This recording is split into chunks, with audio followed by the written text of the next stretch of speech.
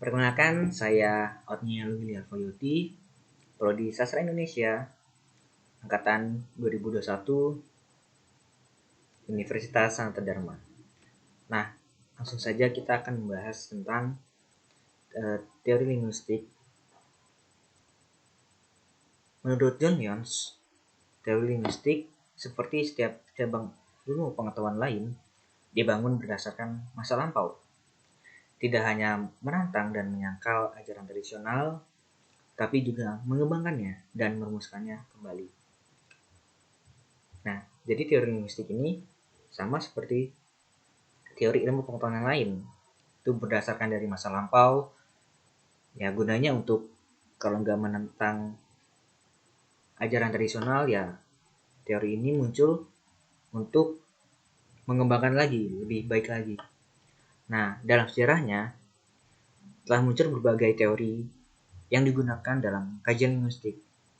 Mungkin ada yang bertanya kan, mengapa sih muncul berbagai teori? Kenapa muncul banyak banget teorinya? Terus kan ada juga yang bertanya, kenapa muncul berbagai teori tentang sesuatu yang sama aja gitu, yaitu bahasa. Nah, munculnya banyak teori ini adanya disebabkan karena pergeserannya paradigma. Nah, ilmu pengetahuan itu dinamis dan memungkinkan untuk adanya pergeseran paradigma. Apa sih paradigma itu? Nah, paradigma itu dasar pandangan terhadap satu objek kajian sebuah disiplin ilmu dan cara menangani objeknya itu. Nah, paradigma ini ya mudahnya membantulah untuk membahas tentang objek kajian, terus juga cara menangani objeknya itu.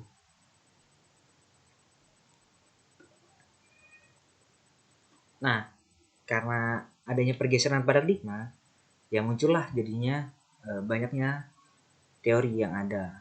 Nah, teori ini merupakan derivasi dari paradigma. Teori adalah konsep-konsep yang bersifat aksiomatis tentang objek ilmu pengetahuan.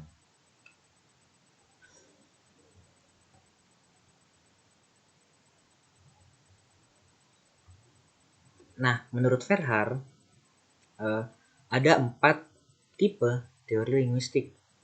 Tipe yang pertama, teori linguistik yang mengakui adanya tingkat ekspresi dan tingkat makna yang kedua-duanya dimiliki oleh tuturan bahasa.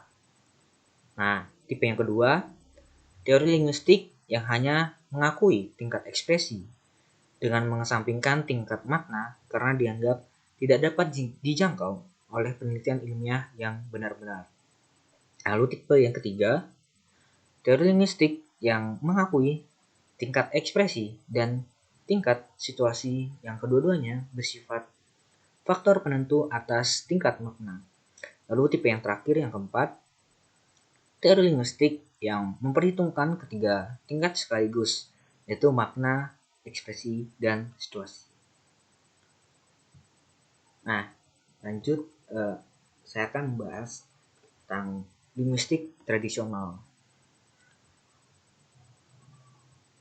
Nah, dalam linguistik tradisional, tata bahasa tradisional dan tata bahasa struktural sering dipertentangkan sebagai akibat dari pendekatan keduanya yang tidak sama terhadap hakikat bahasa. Jadi, tata bahasa tradisional nih sama tata bahasa struktural sering gak damai gitulah. Banyak diributin, banyak ditentang atau banyak dipermasalahin. Ya mungkin karena berbagai faktor yang tadi ya susah gitu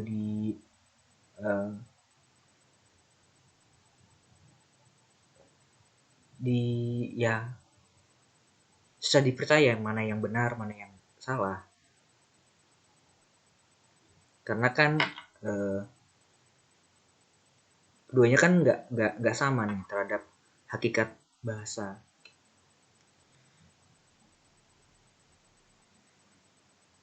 Nah, contohnya aja kata kerja D. Nah, kata kerja kan artinya kata yang menyatakan tindakan. Nah, ini yang menurut ajaran teori tradisional, linguistik tradisional. Nah, tapi yang tata bahasa struktural punya definisi yang berbeda, yaitu kata yang dapat berdistribusi dengan frase dengan. Nah, ini kan contoh yang tadi. Kita jadi ya beranggapan kalau yang pertama tadi benar, beranggapan juga yang kedua juga bisa benar. Nah, ini masih banyak dipertentangkan.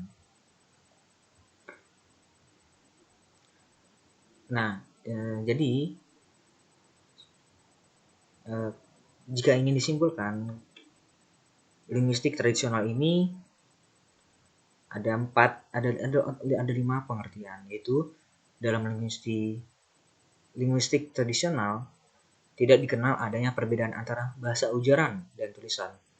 Jadi dalam tradisional ini nggak tahu tuh mana yang ujaran atau yang tulisan. Mereka nggak bisa bedain. Lalu dalam linguistik tradisional juga bahasa yang disusun tata bahasanya dideskripsikan dengan mengambil patokan dari bahasa lain. Jadi banyak ya serapan-serapan gitu dari bahasa lain. Lalu kaidah bahasanya dibuat secara perspektif, yakni salah atau benar. Yang tadi kalau pandangan linguistik tradisional menganggap kalau yang A ini tuh salah, yang benar tuh ini B. Begitu.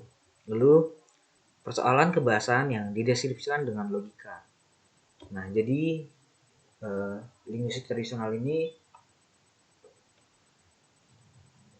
menganggap ya persoalan itu ya masih memakai logika, belum memakai cara lain yang mungkin bisa lebih benar atau gimana. Lalu yang terakhir, penemuan terdahulu cenderung untuk selalu dipertahankan. Nah, ini loh, misalnya hari ini saya menemukan teori A, tapi makin lambat hari, makin tahun, teori ini udah nggak relevan. Jadi ya mau nggak mau teori ini harus diganti atau diperbarui gitu. Nah, tapi linguistik tradisional ini enggan untuk merubah atau memperbaikinya atau memperbagus lah. Nah, mereka ini lebih mempertahankan teori ini. Nah, ini tuh ciri-cirinya aliran tradisional. Yang pertama, bertolak dari pola berpikir secara filosofi. Nah, pemikiran para filsuf akan bahasa menjadi landasan awal lahirnya aliran linguistik tradisional. Nah, yang kedua, tidak membedakan bahasa dan tulisan. Nah, seperti yang tadi, mereka ini nggak bisa bedain mana yang ujaran, mana yang bahasa tulis.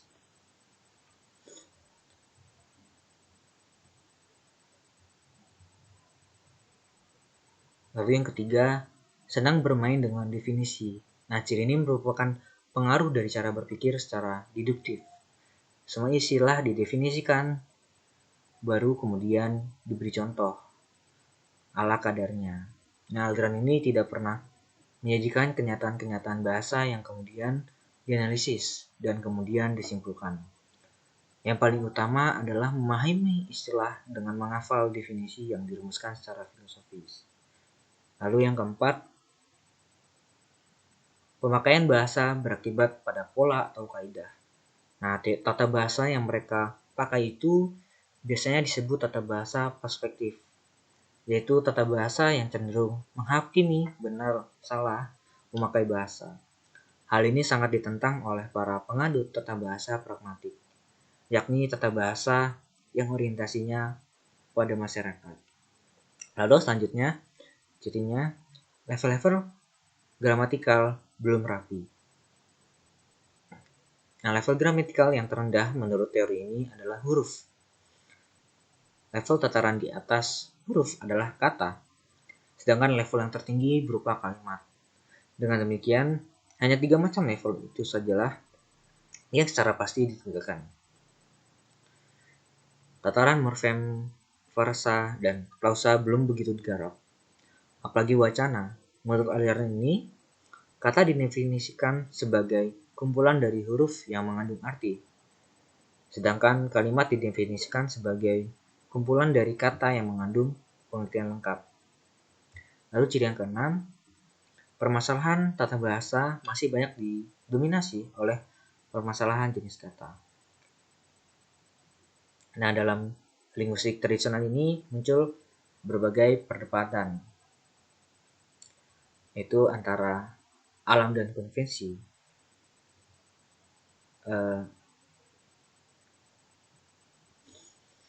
Filsuf Yunani memperdebatkan apakah bahasa dipengaruhi oleh alam atau konvensi.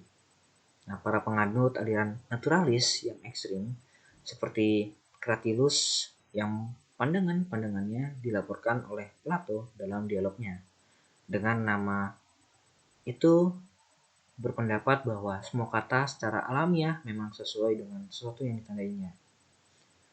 Lalu lahirlah praktek etimologi yang dilakukan dengan penuh kesadaran dan teliti. Etimo berarti benar atau nyata. Membeberkan asal sebuah kata dan artinya yang benar berarti mengungkapkan salah satu kebenaran alam. Nah, hubungan alamiah antara bentuk fisik kata dan yang ditandainya tampak dalam onomatope. Onomatope dalam bahasa Yunani berarti pembuatan nama-nama. Hubungan dasar antara kata dan artinya adalah hubungan penamaan. Dan pada mulanya kata-kata adalah tiruan barang yang dinamainya. Simbolisme bunyi misalnya dengan semangat naturalis, seorang mungkin berpendapat bahwa bunyi I adalah bunyi yang cair, karena itu ada kata liquid, guna cair, flow.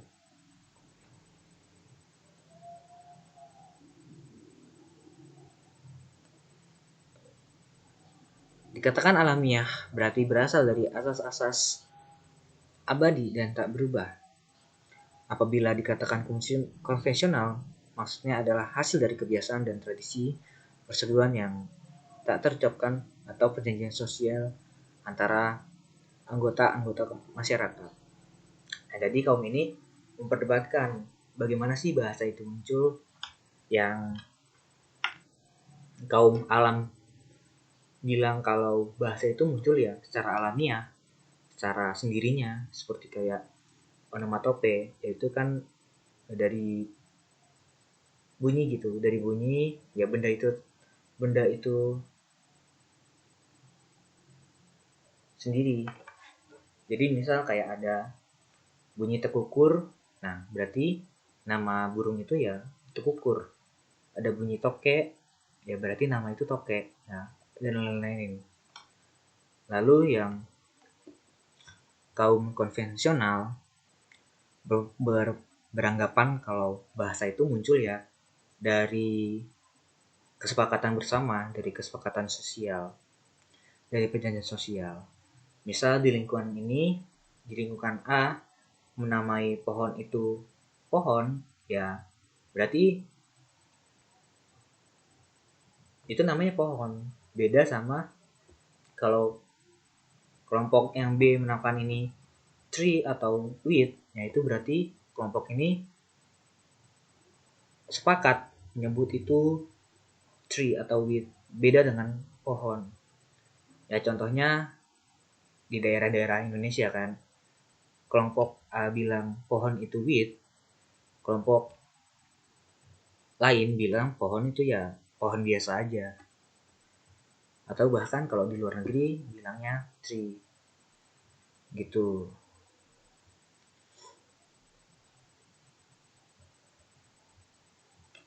Oke, lanjut. Saya akan membahas kajian bahasa menurut linguistik historis komparatif. Nah, ada dua paradigma yang terkenal pada abad 19. Yang pertama ada fisika mekanis. Nah, teori fisika mekanis memandang bahwa segala gejala dapat dideskripsikan dalam hukum daya dan gerak yang sederhana dan tertentu, sehingga semua keadaan dunia yang akan datang dapat diketahui dari keadaan itu pada waktu sekarang. Misalnya, keadaan dunia pada saat masa lampau bisa kita ketahui pada masa sekarang dengan mempelajari struktur-struktur yang ada. Misalnya sekarang kalau ada struktur aku membeli buah, kita bisa menebak di masa lampau juga strukturnya tetap sama dan nggak berbeda.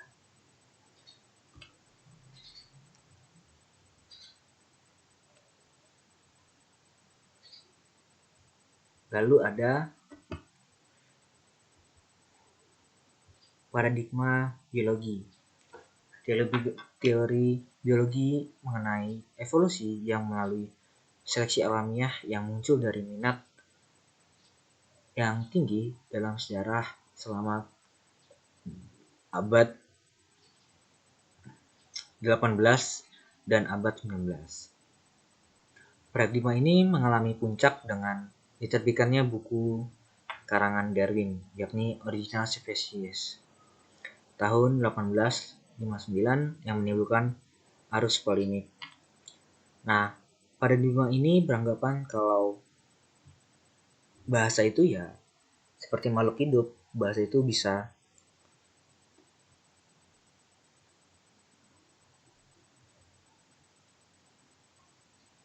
lahir, bisa berkembang biak, dan bisa mati juga.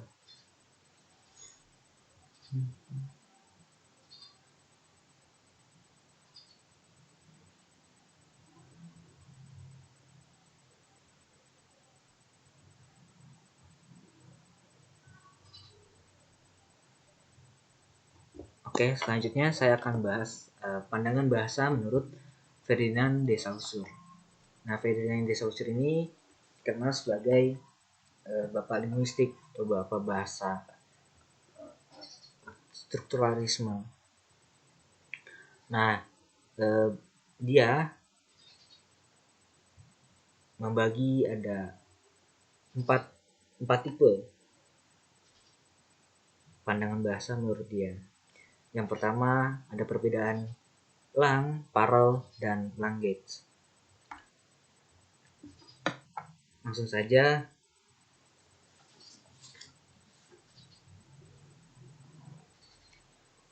Lang itu merupakan konsep bahasa sesuai dengan konsep fakta sosial. Misalnya seperti yang tadi dibahas, kelompok A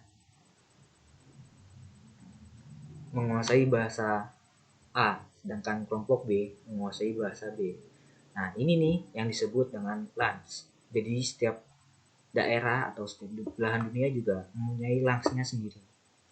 Sedangkan parol yaitu keseluruhan apa yang diujarkan orang, termasuk konstruksi individu yang muncul dari pilihan penutur atau pengucapan-pengucapan yang diperlukan untuk menghasilkan konstruksi-konstruksi berdasarkan pilihan bebas juga.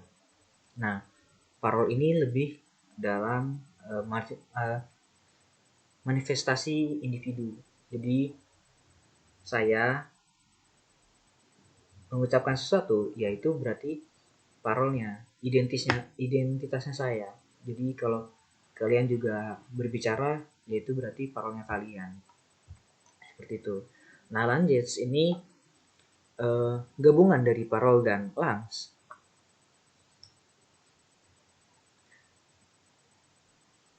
Jadi ya di setiap lingkungan juga pasti ada individu yang memang identik, memang orang lain susah untuk ditiru, begitu. Oke, berarti lanjut diakronis dan sinkronis. Nah, menurut Saussure ini, konsep diakronis merupakan telaah bahasa yang mempelajari bahasa dalam satu kurun waktu tertentu, sedangkan sinkronis mempelajari bahasa dalam satu waktu tertentu, bisa pada masa sekarang atau masa lampau. Jadi diakronis ini lebih membahas bahasa ya yang relevan pada zaman sekarang. Sedangkan sinkronis itu bisa membahas bahasa yang ada pada masa lampau. Intinya begitu. Oke, lanjut. Signifian dan signifi.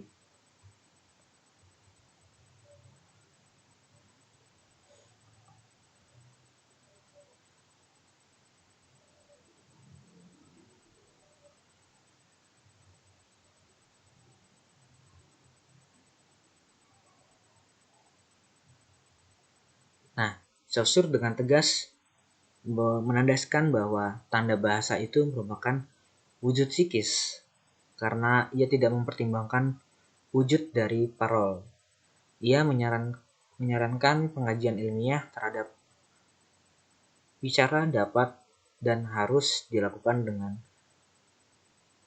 kajian linguistik yang sebenarnya, yaitu kajian tentang lans. Nah, perbedaan signifian dan signifie ini,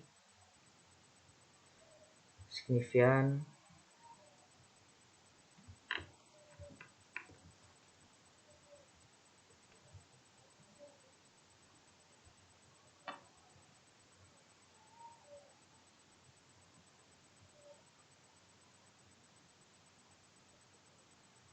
signifie ini merupakan konsep dari suatu bahasa, dan sedangkan signifian ini yaitu citra akustis dari bahasa. Misal konsep tentang kucing ya, yang ada di pikiran kita itu tentang hewan yang berbulu yang memiliki kumis berkaki 4, yaitu yang ada di pikiran kita. Nah, sedangkan signifian yaitu yang kucing asli yang dalam dunia nyata. Atau contoh lain, pulpen yang ada di konsep kita, kan konsep pikiran kita ya alat tulis yang dalamnya ada tinta ya untuk menulis. Nah, signifiannya atau citra khususnya seperti ini. Jadi intinya begitu. Signifi itu adalah konsep yang ada di pikiran kita, sedangkan signifian adalah wujud nyatanya. Nah, hubungan keduanya ini adalah arbitrter atau ya mana suka. Gak ada motivasi tertentu kenapa bisa itu namanya. Lalu ada sintagmatis dan paradigmatis. Jadi intinya sintagmatis ini yang berhubungan secara linear, sedangkan paradigmatis ini yang vertikal. Nah, misal ada kalimat aku membeli payung, saya ubah menjadi aku membeli buah. Nah, itu menandakan bahwa perbedaan dari paradigmatis yang secara vertikal. Jadi buah dan payung itu bisa digantikan. Sedangkan kalau sintagmatis yaitu yang linear, misalnya aku membeli payung jadi aku menjual payung, nah itu tetap sama. Jadi yang berbeda linearnya saja. Oke, lanjut. Pandangan bahasa menurut strukturalisme Amerika.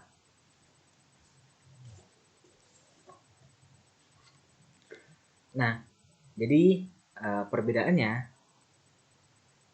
strukturalisme Amerika jelas terjadi di Amerika dari 1930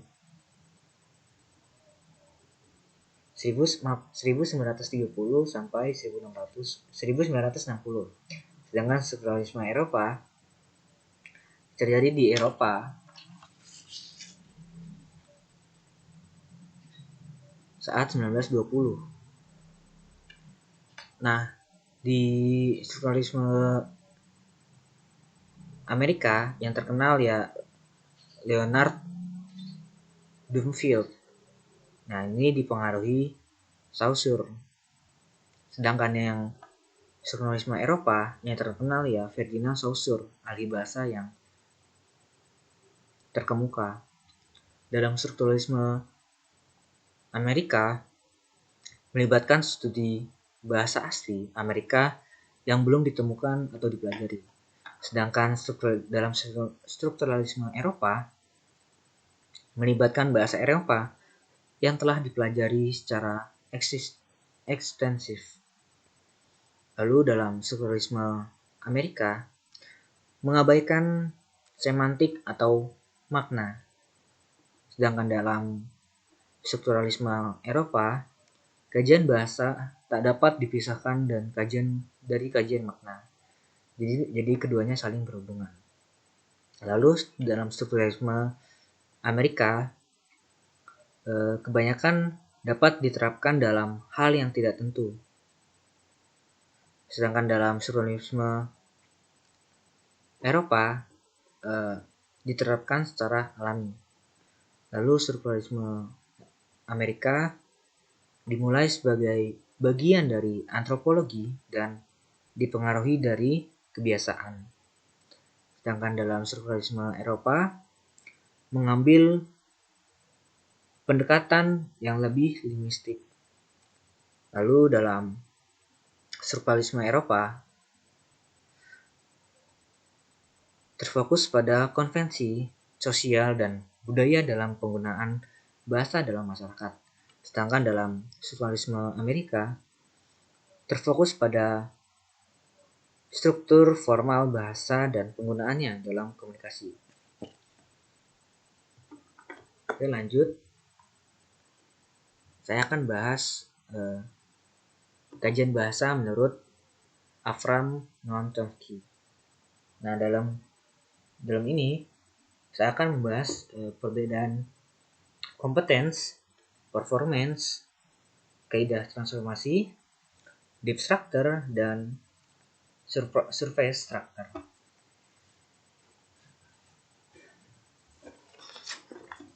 Yang pertama ada competence dan performance.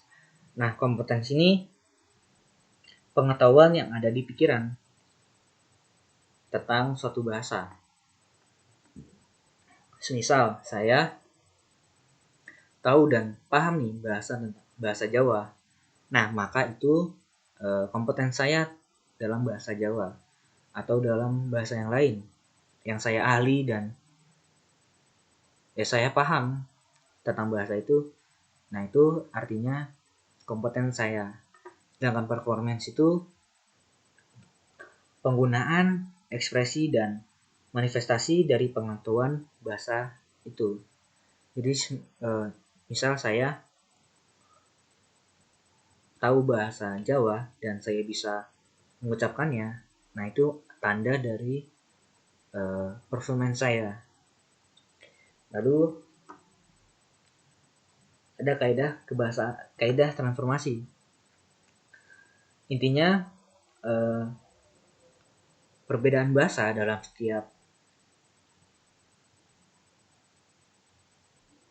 setiap daerah ini memiliki struktur yang sama. Misal di daerah saya bilang aku pergi ke kota, tapi daerah lain bilang I go to the town. Daerah lain juga bilang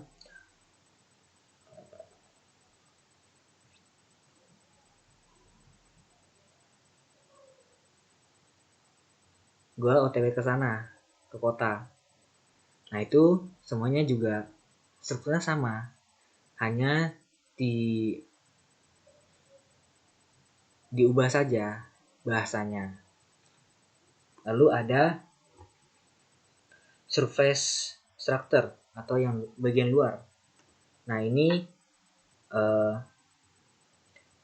bahasa yang tampak yang diucapkan secara langsung. seperti yang saya lakukan seperti ini.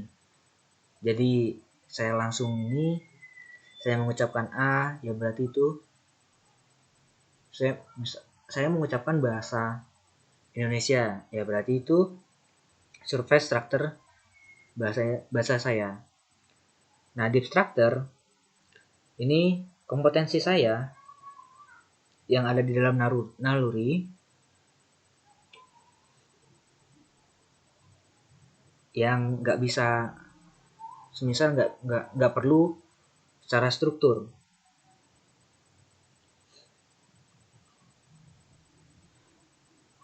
Semisal ketika saya pergi ke